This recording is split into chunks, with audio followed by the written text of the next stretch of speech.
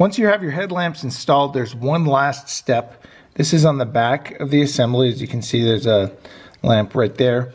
This screw with the spikes on it right there is the adjustment for height on your beams.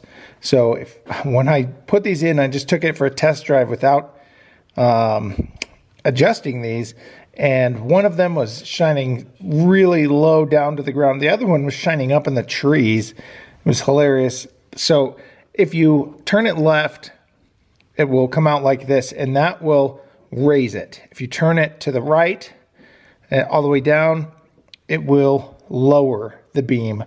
And so what you'll want to do is pull up your car within maybe 10 feet of a wall and kind of line up your headlights so that the beams are pointing at the same place. There's more technical videos on YouTube that you can watch for adjusting them.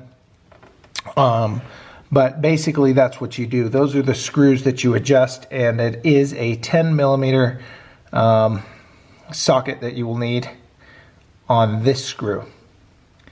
So anyway, just wanted to make sure that you know you can adjust them. So if they seem too high or too low, that's what you need to do. Thanks for watching. If this was helpful, please let me know in the comments section.